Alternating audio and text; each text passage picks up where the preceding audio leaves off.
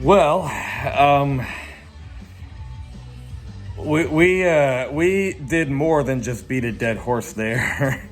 uh, so my reaction is not like it was last year. Last year made a lot of sense because last year it's been like 100 plus years, exaggerating of course, but it felt like it was 100 plus years since Georgia won a championship.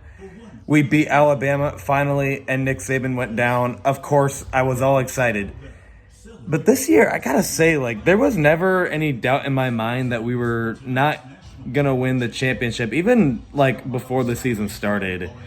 When the 2021 season was over, like when Georgia won versus Alabama last year, even I was kind of like, I don't really know why we can't win it next year. I kind of felt pretty confident we were gonna win.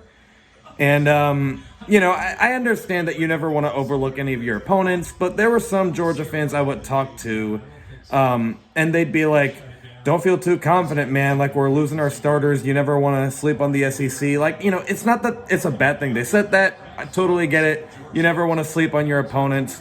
And Georgia was a completely new team this year. But I don't know. I was still, and I'm not even trying to say this in like, I don't know, like, I don't know if this is going to make me sound arrogant or what, but like, I was 100% set that we were going to win. I wasn't worried at all. I kind of knew we were going to win.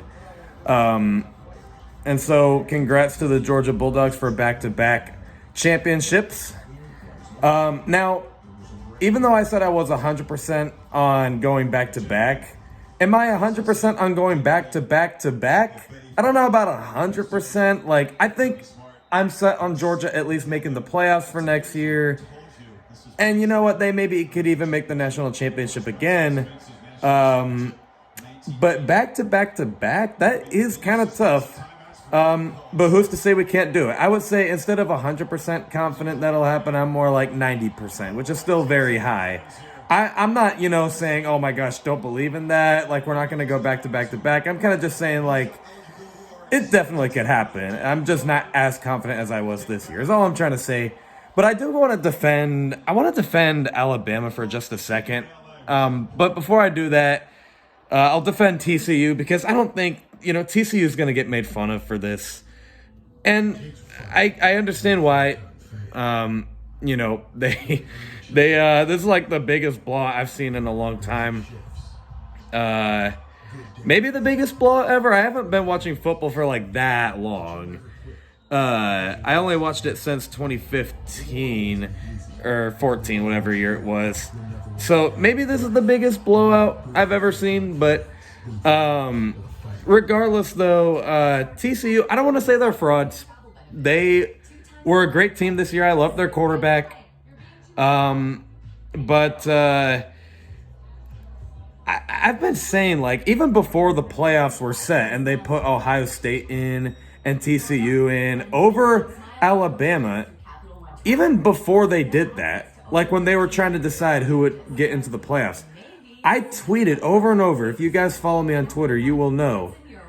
I've been saying Alabama should have made the playoffs. Yeah, whatever. Like, they lost 2 games compared to, TCU only losing 1.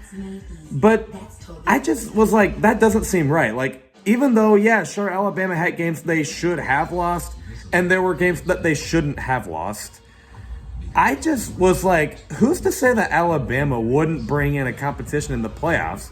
Because they're proven. It's Nick Saban. It's Alabama. They were in, like, what, back-to-back, maybe, I can't remember at this point. Were they in back-to-back-to-back championship appearances? I can't really remember.